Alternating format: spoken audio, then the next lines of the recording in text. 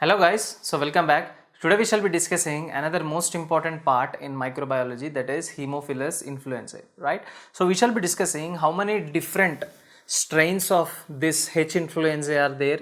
At the same time we shall also be discussing what are the different types, right? What are the different virulence factors, what are the basic properties and the characteristics of this bacteria, and we shall also be discussing the pathogenesis, right? So let's get started.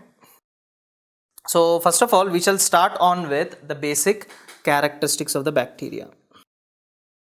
Characteristics. So when you are discussing about the characteristics of the bacteria, few things you need to remember in mind.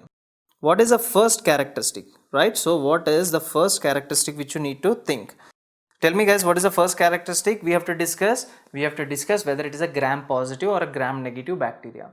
Anyways, this H influenzae has got a thin peptidoglycan layer, right? So it has got a thin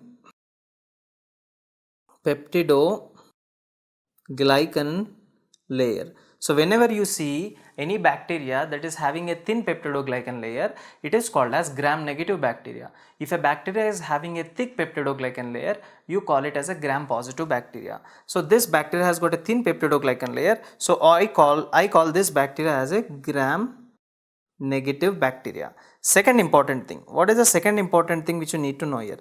The second important thing is that what is the shape of this bacteria? Some of these, when you look at the slide of this bacteria, some of them look circular and some of them look elongated, rod shape like this. Look here, for example, this is a slide over here. I'll show you the slide at the end. This is the slide over here. You see some of the bacteria like circular like this, right? Some of the bacteria rod shaped like this. So slightly circular and slightly rod shaped.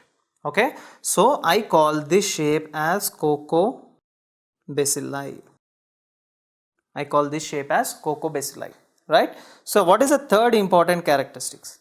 The third important characteristic is that this bacteria releases an enzyme called as catalase. So this bacteria is called as catalase positive organism. This bacteria is called as catalase positive organism, right? So what do you mean by catalase positivity? For example, let us say this is the blood vessel, right? So in this blood vessel, all of you know that you have got endothelial cells like this. So these are the endothelial cells of a blood vessel, right?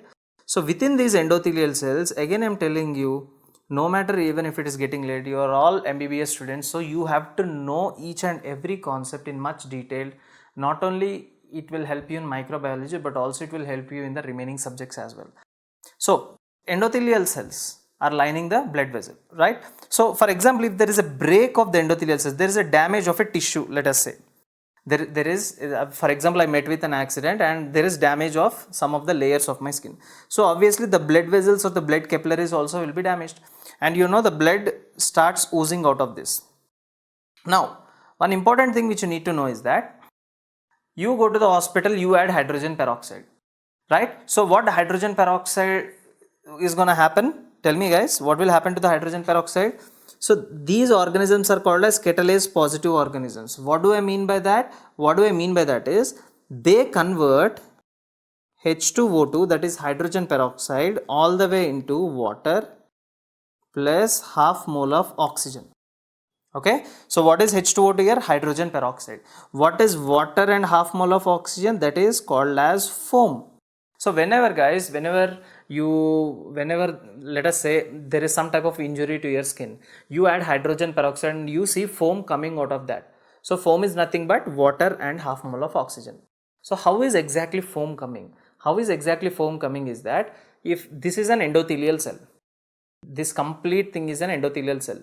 There is break of an endothelial cell, damage of endothelial cell.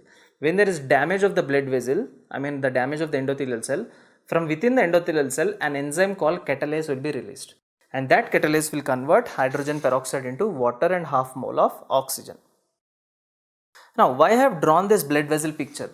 The reason is only add hydrogen peroxide. The reason I want to tell you is that only add hydrogen peroxide to superficial wounds, okay? Don't add hydrogen peroxide to deep cut wounds. For example, if a patient got a cut of an radial artery, ulnar artery or femoral artery or brachial artery, right? So these are called as deep arteries. So when there is a cut of those deep arteries, if you are adding hydrogen peroxide, what will happen is that, look here, as I told you, these endothelial cells, they release an enzyme called catalase. They release an enzyme called catalase. And what will happen to this catalase, guys? So this is a catalase.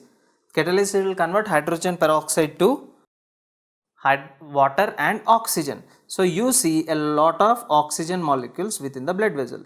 So all these oxygen, minute, small bubbles, oxygen bubbles, together they form a big bubble, right? So a big air bubble. So this big air bubble will cause embolism. So that type of embolism, you call it as air embolism. Air embolism. And if this air embolism reaches to the lungs, patient will die within minutes, right? So what is the most important complication? Complication is patient might die of air embolism. Okay, so never ever add hydrogen peroxide to deep cut wounds. If you are adding, then within the deep arteries, air embolism might happen and the patient might die immediately. Okay, so there are some of the organisms which release catalase, they are called as catalase positive organisms. In the same way, point number 4, I want to add one more important property, that these organisms like Haemophilus influenza, it releases catalase, so I call it as catalase positive organisms. Now this bacteria also releases another enzyme that is called as cytochrome oxidase. Okay, it releases another enzyme called cytochrome oxidase. So if a bacteria is releasing cytochrome oxidase, this bacteria is called as oxidase positive organism. Oxidase positive organism. So this bacteria has also another property, that it is oxidase positive organism. Next important thing I want to tell you is that, now you might ask, first of all, where does this bacteria live? What is a normal habitat of this bacteria? So this bacteria is a normal habitat of your nasopharynx, right? So I hope all of you from your anatomy, right? So from your anatomy, you know, I hope all of you from your anatomy, you know where is your nasopharynx, right? So for example, let us say this is one part of your respiratory system, this is another part of your respiratory system, and here it goes down like this. So look here now, this one is called as your nasopharynx. This is called as your nasopharynx, whereas this part is called as your oropharynx. Nasopharynx, oropharynx. So nasopharynx and oropharynx together they meet and form laryngopharynx. Laryngopharynx. So what are the things you have learned, guys? So this is your nasopharynx, this is your oropharynx, and the next one is your laryngopharynx. So you know where does this bacteria normally live in you and me? So this bacteria normally lives in the nasopharynx region. But still, guys, if the concentration of the bacteria is more, or if your immunity is less, two things to take into consideration. If the concentration of the bacteria, it means if the number of bacteria are more in the nasopharynx, or if your immunity is less, in these two conditions, this bacteria can be pathogenic, right? So you understood in what cases the bacteria can be pathogenic. So normal inhabitant is nasopharynx. So nasopharynx is the normal, this is the normal habitat of the bacteria. Normal habitat of the bacteria is your nasopharynx. Sixth important point. What is the sixth important point? Is that where does this bacteria live? I told you it lives in the nasopharynx, but you know, can you tell me more about this bacteria, about its living? Yes, it is a aerobic or anaerobic. It is an anaerobic bacteria. So what type of anaerobe, guys? See, if a bacteria is able to live with the presence of oxygen, without the presence of oxygen, this is called as facultative bacteria. So this bacteria is facultative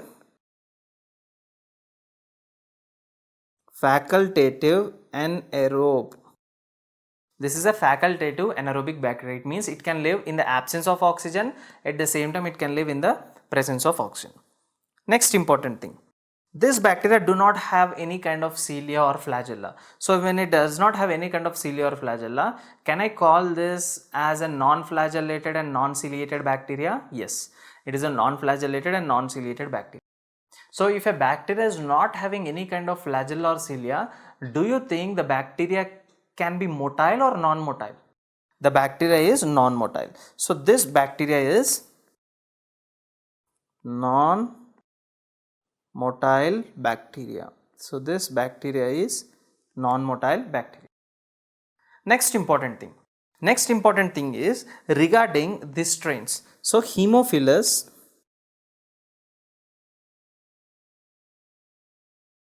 influenzae, this has got some strains, guys. So this has got some important strains. What are the important strains of this Haemophilus influenzae?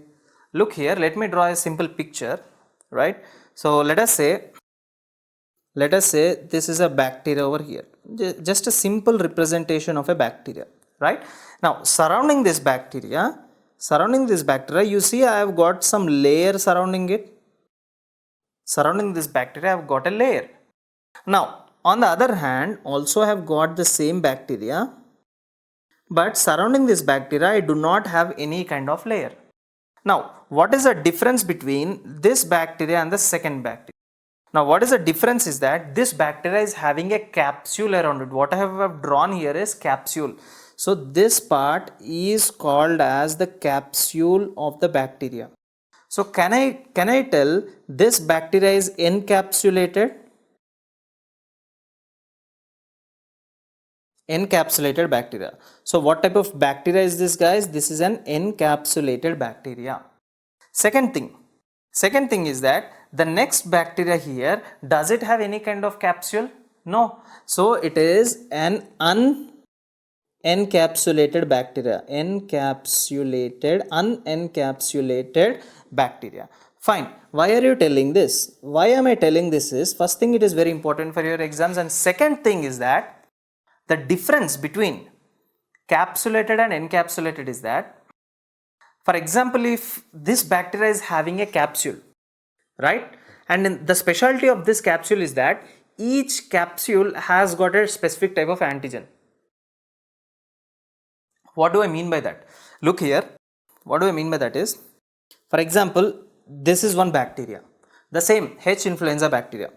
This is a second H. influenza bacteria. This is a third H. influenza bacteria, and this is a fourth H. influenza bacteria. This is a fifth H. influenza bacteria. This is a sixth H. influenza bacteria. Now the first bacteria was having a capsule around it.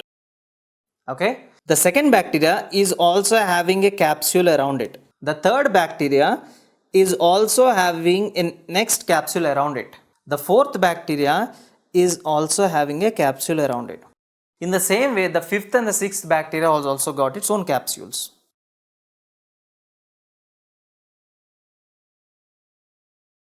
So let us say there are 6 H. influenza bacteria. All of them are H. influenza bacteria. But why have you drawn different types of bacteria with different types of colorful capsules? The reason is that, for example, the first bacteria which is having a capsule, that has a specific antigen that is called as A antigen. The second bacteria is also having a capsule, but that capsule is having a specific antigen that is called as B antigen. The third one is having C antigen. The fourth one is having D antigen. Fifth one is having E antigen. The sixth one is having F antigen. So it means these antigens are located on the capsules. So within that encapsulated bacteria, there are different types of capsules. How we are telling each capsule is different based upon its antigens, and those antigens are called as capsular antigens. So based upon capsular antigens, this encapsulated H. influenza bacteria is further divided into 6 strains. What are those 6 strains, guys? Those 6 strains are Haemophilus influenza A, Haemophilus influenza B, Haemophilus influenza C, Haemophilus influenza D, Haemophilus influenza E, and Haemophilus influenza F. So there are completely 6 types of encapsulated bacteria. 6 types of encapsulated bacteria, and all these A, B, C, D, what are these called? They are called as capsular antigens.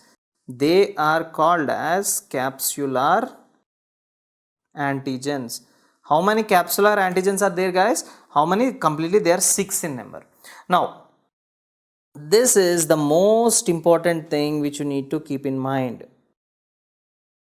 Now you might ask, okay, for example, if a patient is coming to me and that patient is having Haemophilus influenza, I have diagnosed it as Haemophilus influenza. Now how will I know out of all these 6 different types which type got affected with that patient? Always remember, out of all these types, the most common type of Haemophilus influenza is Haemophilus influenza B. So Haemophilus influenza B is the most common type that is causing a disease, right? So guys, what is the most common type from now onwards? The most common type that is causing a disease in influenza is Haemophilus influenza B. Which strain? That is Haemophilus influenza B. Now what about this unencapsulated bacteria? In unencapsulated bacteria, you always know, already you know that, so they don't have any capsule, right? So they don't have any capsule. When they don't have any capsule, then there is no capsular antigen also. No capsular antigens.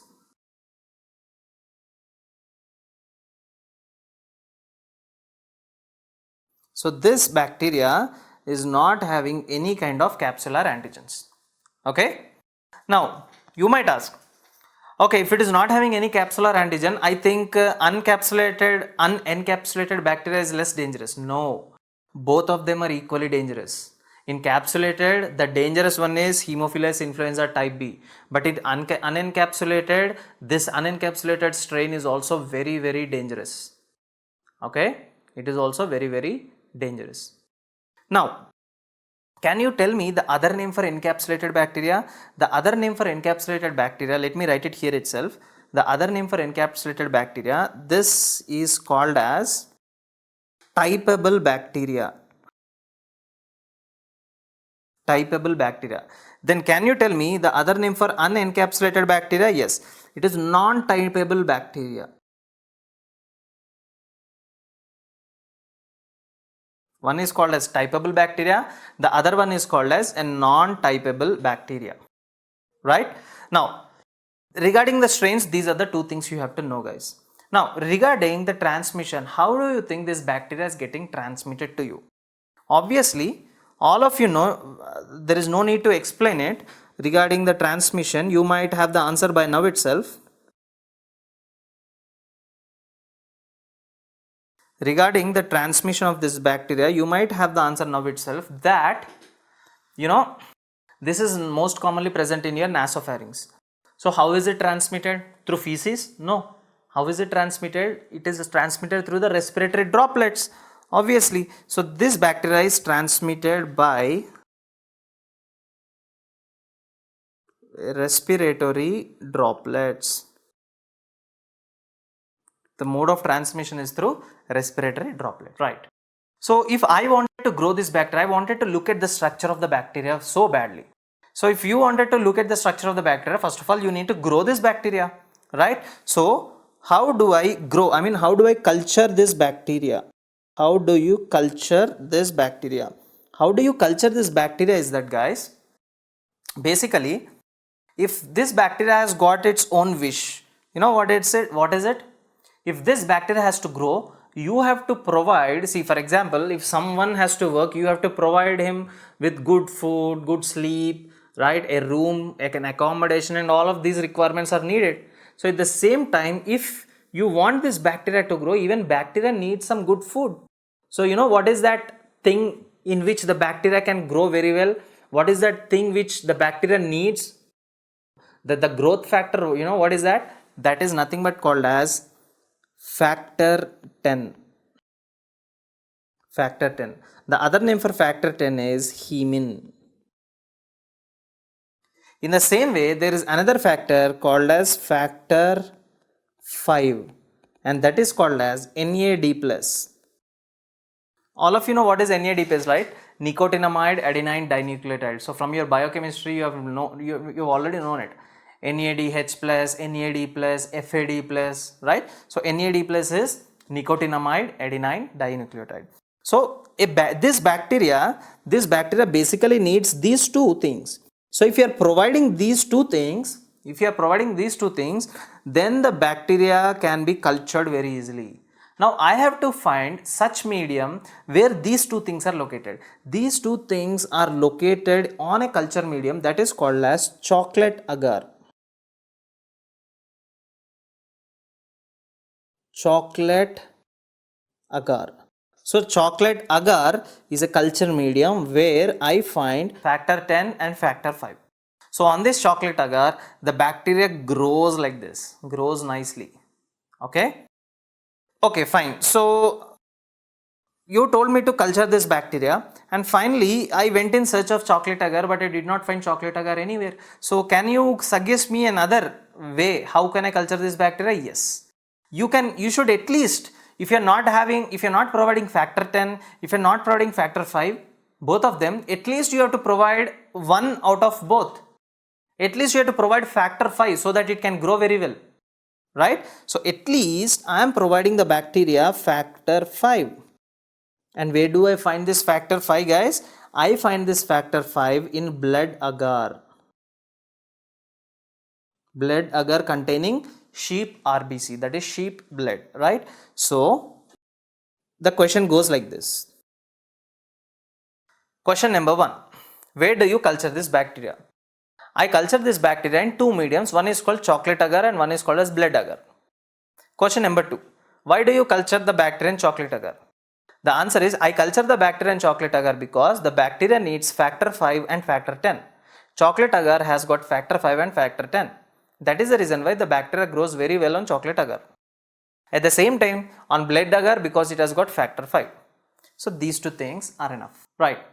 Now coming to the pathogenesis. How does this bacteria basically affect? So all of you put your pens down, just listen to what I am telling. So let us discuss about the pathogenesis, the disease development, right? So what is the pathogenesis?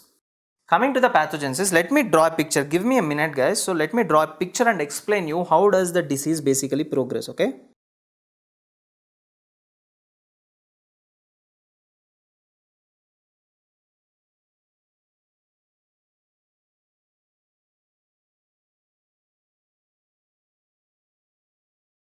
Right. So all of you know that this guy over here is your nasopharynx. Let me dilate it, okay? And this guy over here is oropharynx. So nasopharynx, oropharynx together, what do they form, guys? They form laryngopharynx. I'm not writing it again now. So lined within this nasopharynx, you have got some very beautiful cells like this. There are very beautiful cells on both the sides. Obviously you have got these cells on both the sides, right? But I'm not drawing on both the sides because I don't want to make the lumen narrow because I have to explain some things over there, but I'll draw it in the distal part over here, right? So this is the thing. So what are these cells, guys? Basically, what are these cells here? What is the epithelium? It is pseudostratified ciliated columnar epithelium. What type of epithelium? Again, pseudo stratified ciliated columnar epithelium, right? So this guy over here is pseudo stratified ciliated columnar epithelium. Then where are the cilia? Look, these are the cilia. Okay, still do you want me to add any more things? Yes. What is the other thing which I wanted to add here is between this pseudostratified ciliated columnar epithelium, I have got some specialized cells, guys. As you can very clearly see here, I have got some very specialized cells, right? So what are these specialized cells in between this pseudostratified ciliated columnar epithelium?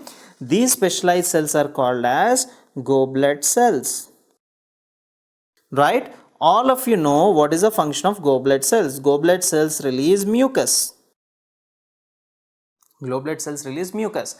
So you tell me what is going to happen.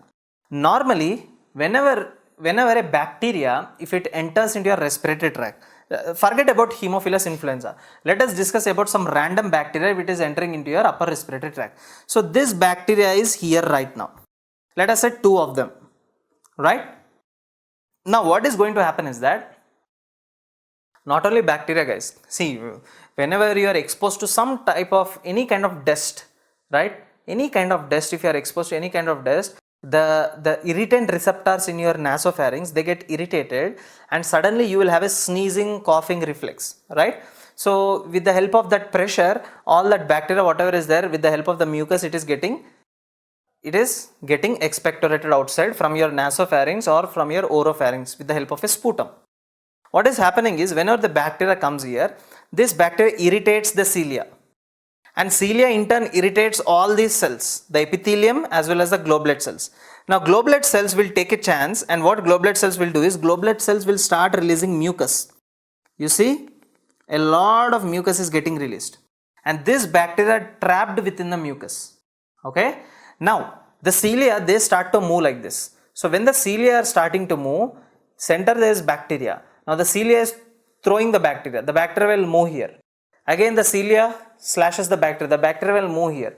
Again the cilia slashes the bacteria again moves here. So in this way, in an antigrade way, opposite way, along with the mucus, the bacteria very smoothly flows, very smoothly passes in the nasopharynx and it goes out. From the oropharynx, it gets expectorated out. So that is the reason why you even have sputum. Okay, sputum is nothing but all the mucus which is released by the goblet cells. So this happens normally. This happens if a bacteria is very kind, very good, and it is not so pathogenic. But you know what happens with Haemophilus influenza bacteria? What happens is, I'm just drawing the cilia, the epithelial cells and the wall down here. Okay, so I'll be just drawing this thing. Just concentrate here. I will be drawing this part over here. Okay, I'll be drawing this part down here. Look here now. Let us say this is your cell wall. Okay, so this thing which I'm drawing it in thick, this is your cell wall.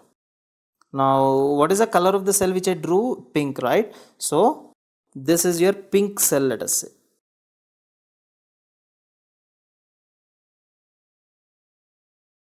This is your pink cell, and upon this cell you have got flagella like this, right? These are the cilia. These are the cilia like this. These are the cilia. Now I have to introduce our bacteria over here. So I am introducing this particular bacteria. What is that? That is our, yes, H. influenzae.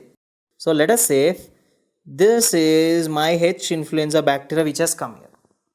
Okay.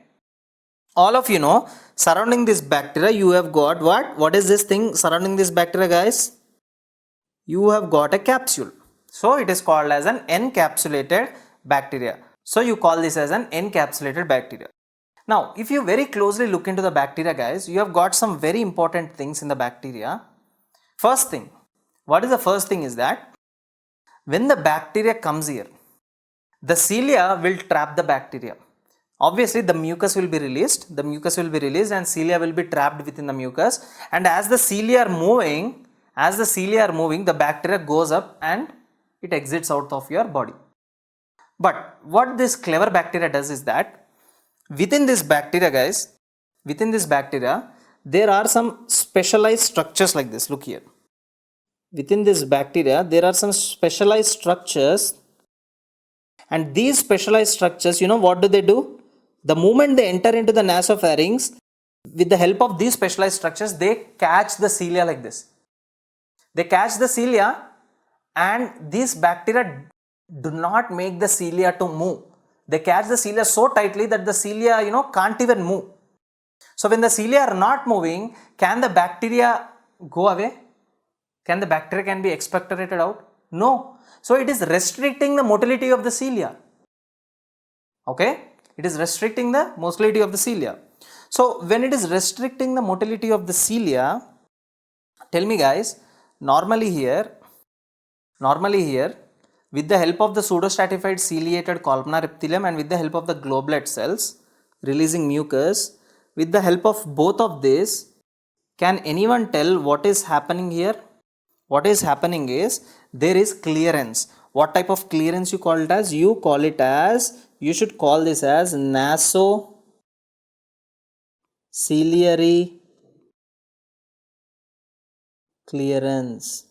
This type of clearance guys, you call it as nasociliary clearance, right? So you see a clearance. What type of clearance guys? Right, because of the cilia and because of the mucus there, you see the bacterial clearance. Such type of clearance is called as mucociliary clearance.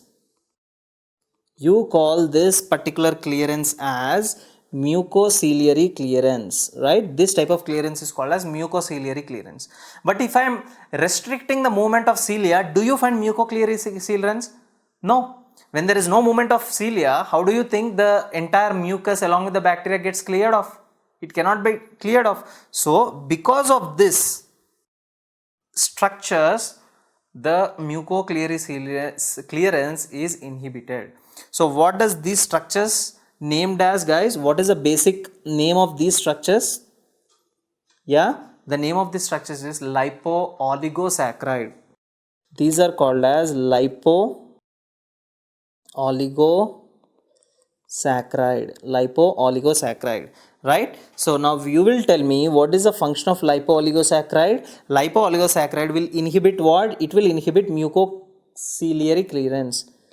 It will inhibit your mucociliary clearance. So now when it is inhibiting the mucociliary clearance, can the bacteria go away? The bacteria cannot go away. So in this way the bacteria will stay there and it will call the remaining bacteria, hey look, I'm catching hold of this, so I cannot move anywhere. Even you guys come and do the same thing. So the remaining bacteria also come there and now the bacteria starts colonizing in the nasopharynx. So with the help of this lipo-oligosaccharide, can I tell there will be bacterial colonization? Yes. So you will find an important thing here, that is bacterial colonization. Bacterial colonization happens because of lipo-oligosaccharide. Second thing is that this bacteria has also got some important structures guys, some important structures like this, right? All of you know what are these, right? What are these structures called as? These structures are called as pili. What are these structures called? They are called pili. Okay, pili are also very important virulence factors. Okay, not only pili, some interesting things. Another interesting thing, you know what is that? This bacteria first of all, okay, this bacteria has holded both of the cilia, but this bacteria has to properly attach to the cell. It should first sit on the cell and then hold it and then enter inside the cell. So to sit on the cell, this bacteria has got some important structures in this way. If you can see,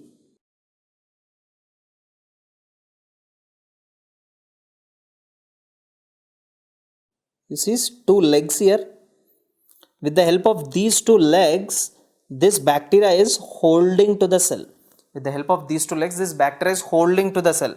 And what is the name of these holdings guys? This is called as HMW1, HMW2. One is called as HMW1, this is called HMW2. So with the help of this, the bacteria is getting adhesion to the host cell, right? So can I call these two structures as adhesins? Yes. These two structures here,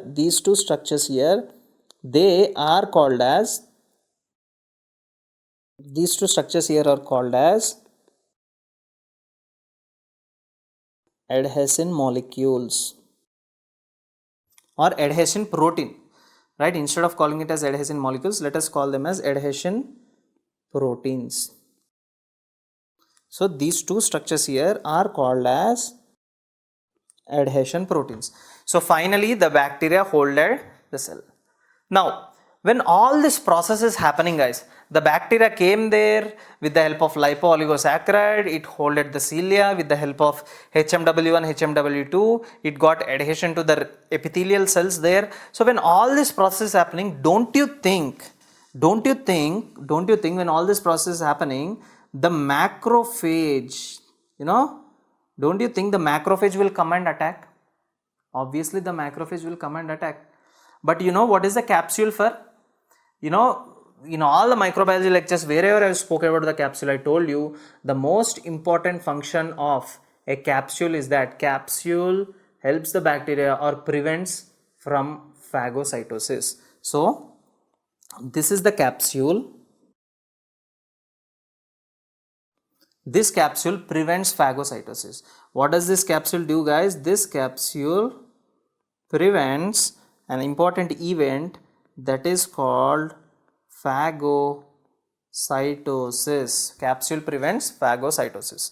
So this thing all of you have to print in your mind from today onwards. What is the function of capsule of any bacteria? Capsule prevents phagocytosis. Okay. So finally, if you want me to write all the things, guys, by putting a heading as, we are not done with the pathogenesis yet. Remember that there is another picture.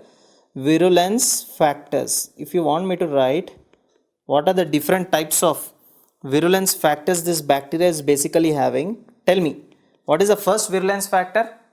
The first virulence and the most important virulence factor, everyone should not forget this, that is the polysaccharide capsule.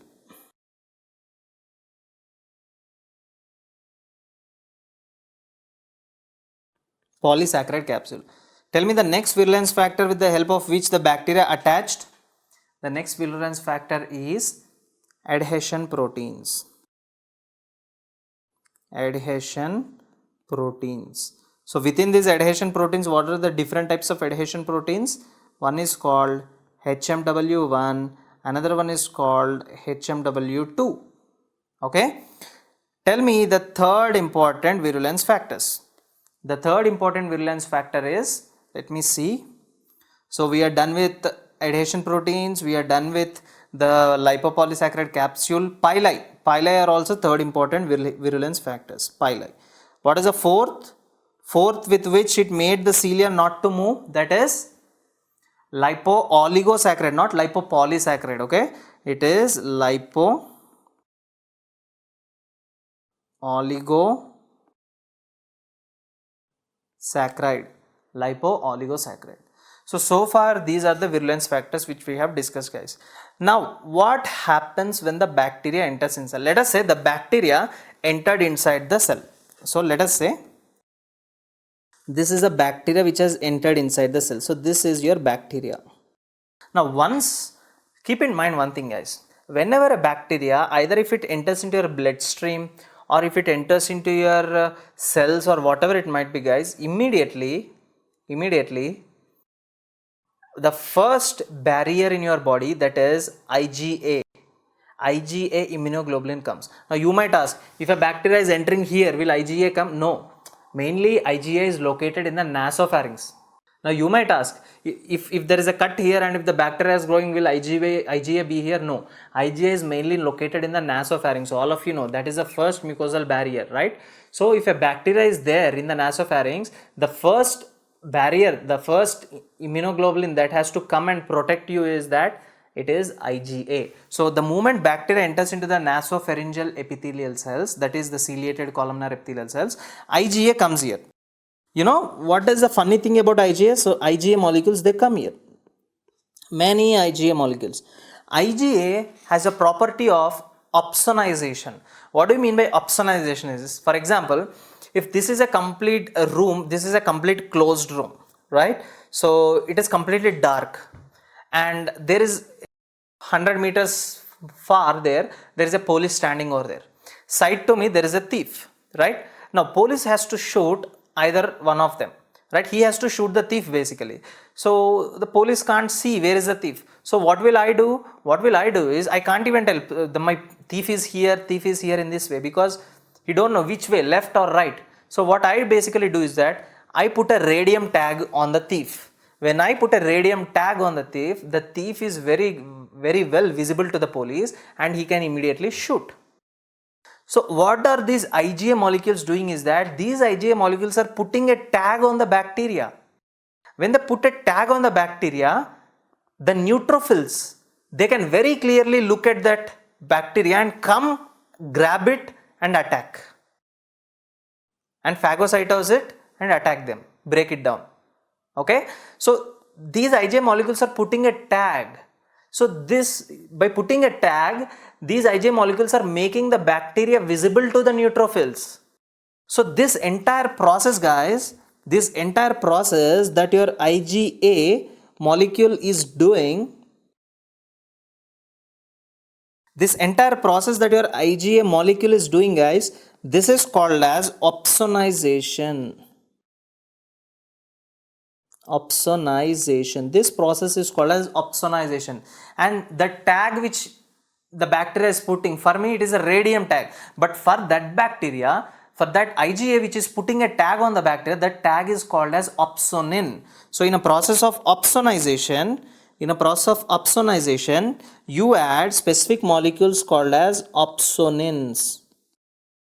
Now what are the different types of opsonins, guys? For example, IgG, that is also an opsonin. For example, C3b, that is also an opsonin. And another opsonin is mannose binding protein.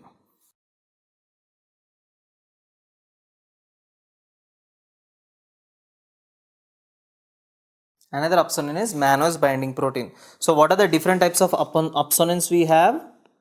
We have got IgG, C3b. These are the major opsonins which you have in your body. But you know what? If that is a thing that is really happening, then this bacteria would have died by now. But still the bacteria is alive. How? You know what? What happens is that this bacteria is very clever, that this bacteria starts releasing IgA protease. And what does this IgA protease do? This protease will break down these IgA molecules. It will break down, it will cut down the IgA molecules. So when it is cutting down the IgA molecules, very happily this bacteria can live there, right? And all of you know, let us go back to that previous picture. All of you know that here you have got your blood vessel, right? You have a blood vessel here. You have got a blood vessel here. The same blood vessel, I am drawing it down there.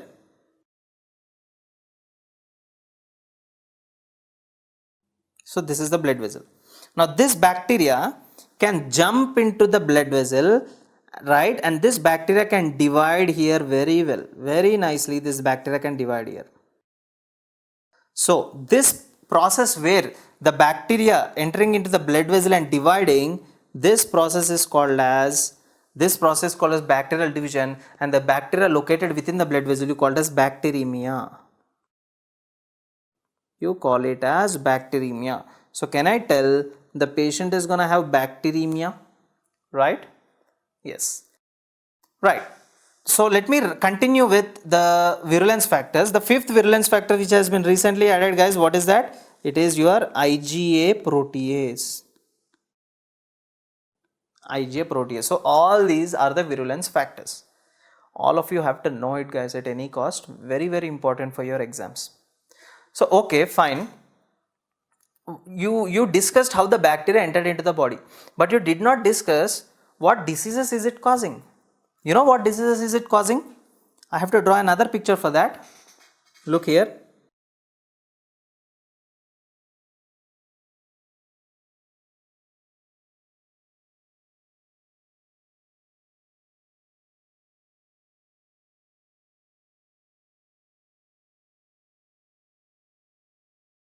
This is your, yes, nasopharynx. This is your oropharynx. This is your laryngopharynx, coming down all the way,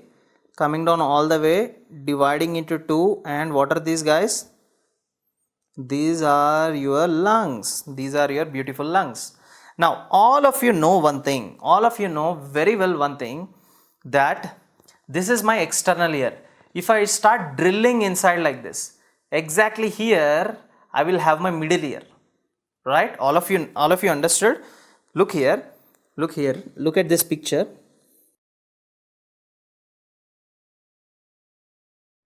Now in this picture, this is the nose, these are the ears.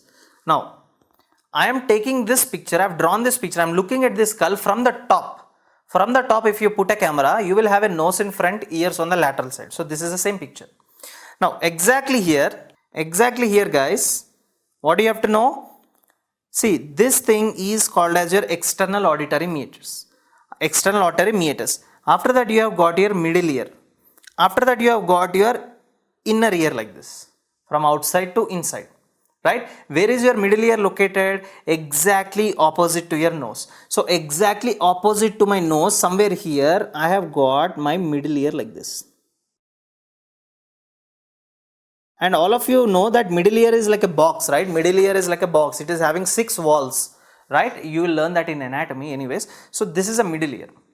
On top of it, you know very well, this is your anterior cranial fossa from your anatomy. This is your middle cranial fossa and this is your posterior cranial fossa. Anterior cranial fossa, middle cranial fossa and posterior cranial fossa. And within this what you have the thing which you don't use most of the time, that is your brain. So you have your beautiful brain. So this is your brain, right? Surrounding the brain you have meninges, need not to tell you, right? Fine. Now cool. What happens here? What happens here? Look here. You have got a blood vessel. Let me also draw your blood vessel here. Now where was the bacteria previously? So these cells here are called as your epithelial cells, ciliated columnar epithelial cells. You remember them, right? And obviously there is no fun in drawing that you have got cilia over here. Now look and listen carefully what is happening. I'll draw the bacteria with a dark blue color. Okay, rather I'll use a dark green. So I have a bacteria here now. This is H. influenza bacteria. Now you know how does this bacteria hold, how does this bacteria make the cilia not to move, how does this bacteria catch to the epithelial cell, how does the bacteria enter inside the cell, and after entering, what all things will it release and stop the IgA molecules. You know that. Now from here guys, from the epithelial cells you can see, okay, let me draw one epithelial cells, some large, too large, right? So here I can show you the bacteria. So this is a bacteria over here. Now the bacteria is right now in your epithelial cells, right? So this bacteria in the epithelial cells, what is it going to do? All of you know very well, in the frontal part here, on either sides, you have got a sinus that is called as frontal sinus. In the maxillary region, you have got a sinus that is called maxillary sinus. In the frontal part here, you have got a sinus, this is called frontal sinus. In the maxillary region also you have got a sinus, this is called maxillary sinus. So let me write it as frontal sinus and this as maxillary sinus. What are these two? Frontal sinus and your maxillary sinus. Okay, and what is this thing on the back? This thing is your middle ear. Isn't it funny that I am writing all these small things? It is not that funny because you'll know what are the things that are associated with this. So the bacteria is right now in the pseudostratified ciliated columnar epithelium. From here, where will this bacteria go?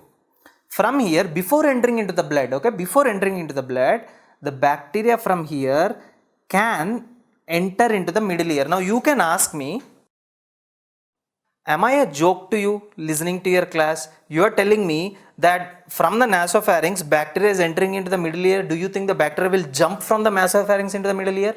No, I'm not telling any joke. It is obviously all of you know this thing, guys.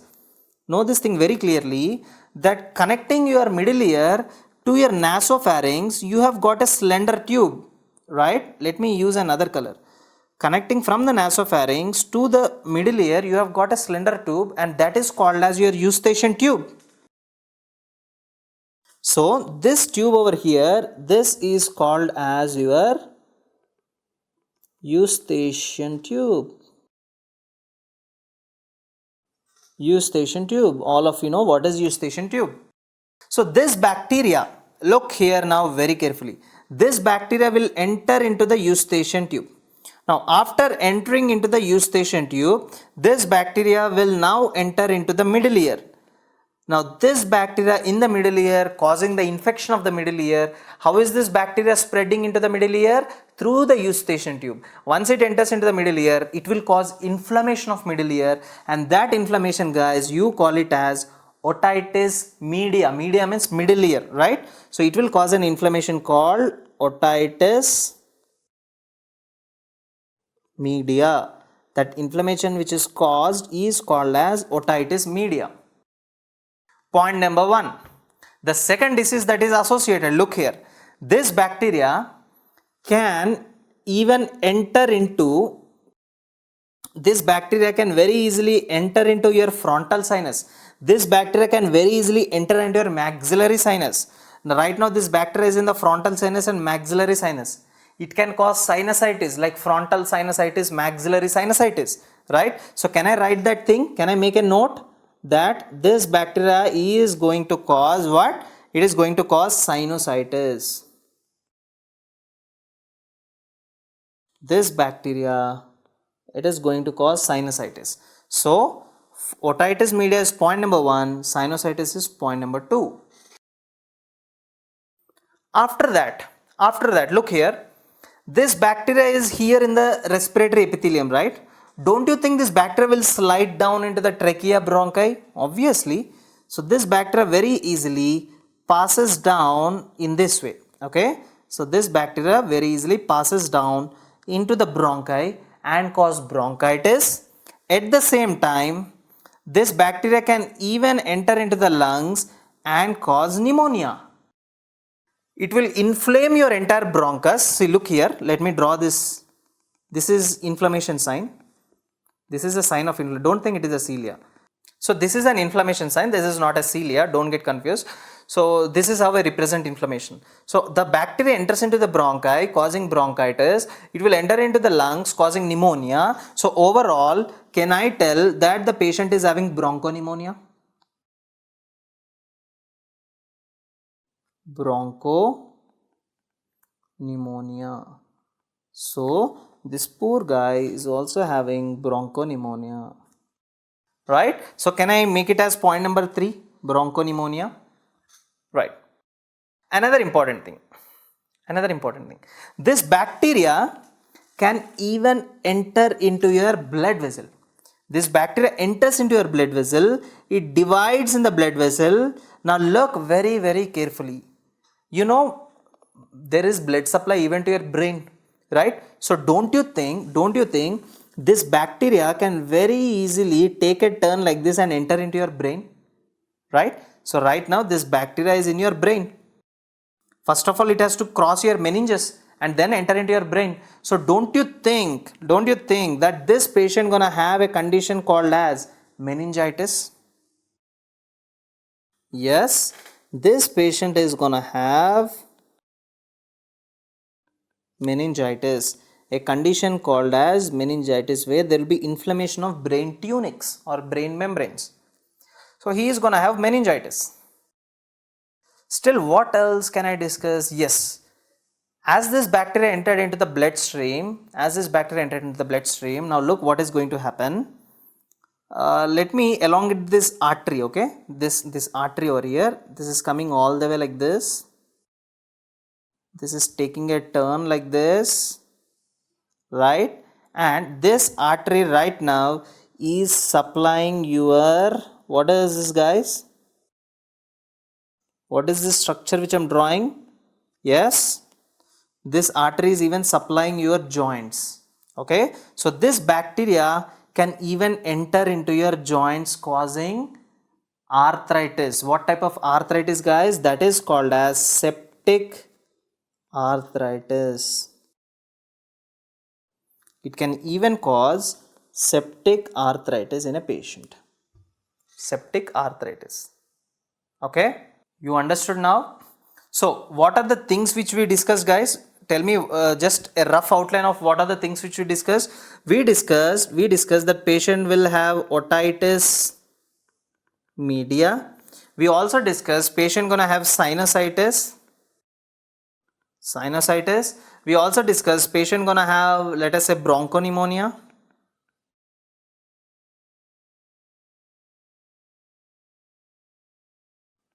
Bronchopneumonia. We also discussed patient gonna have septic arthritis, right? Patient will also have septic arthritis and meningitis. Septic arthritis and meningitis. Now, if I am completely making a table out of these guys, you can find what is the main difference in both of them.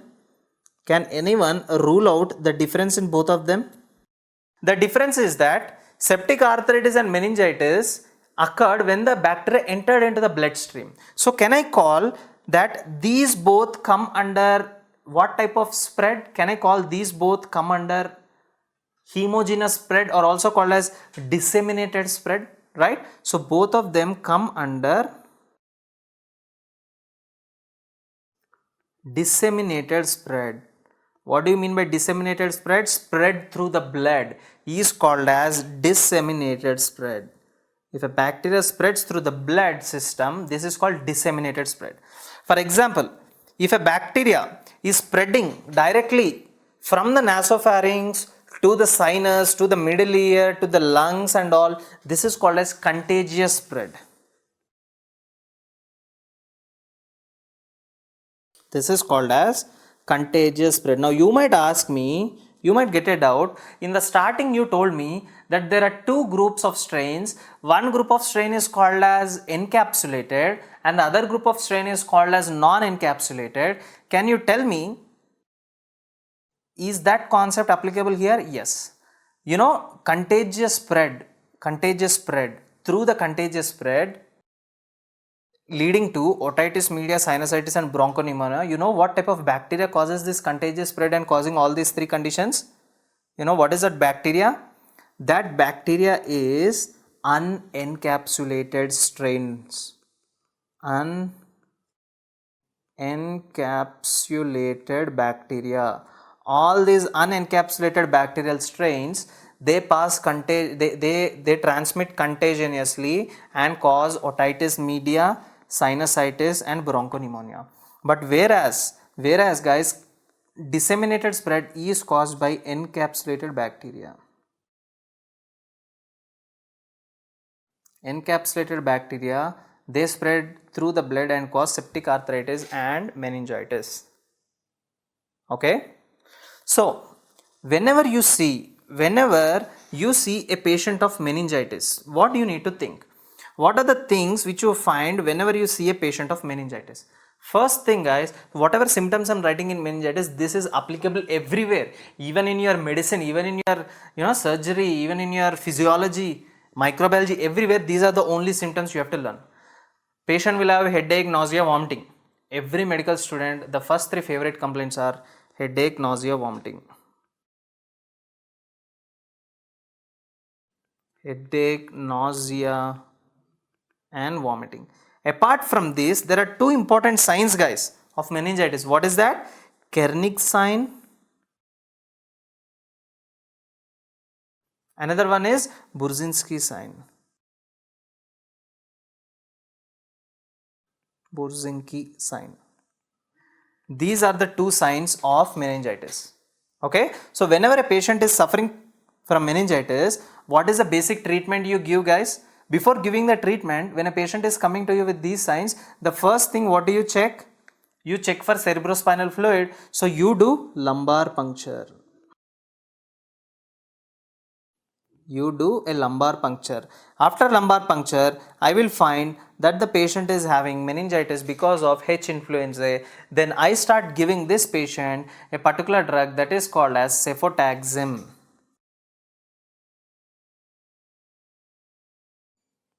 I give him a particular drug that is called as cefotaxime. Okay, clear? The next important thing is that, for example, if my patient is having a condition of septic arthritis, right? How will the patient present? A patient of septic arthritis, how is he presenting? Obviously, a patient of septic arthritis will have a swollen joint. He will have a swollen joint. swollen joint which is very painful and which is very red in color, right? So in that case, what do I do, guys? I will take that synovial fluid and see if there is any bacteria. So I will take synovial fluid for my diagnosis. After diagnosing him with H. influenzae, then I start giving him a group of drugs that is called as cephalosporins.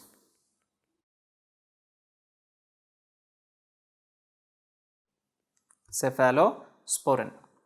And lastly, if patient is having otitis media, you need not to know, you can give amoxicillin. Okay, so this is complete detailed information which you have to know. But what is the last important thing which we forgot to discuss? That is, how do you prevent this? You know, prevention is better than cure everywhere. How do you prevent this? You prevent this by giving a vaccine that is called as Haemophilus influenza B conjugate vaccine. Haemophilus influenza B conjugate vaccine. So this is the end of the lecture, guys. Thank you.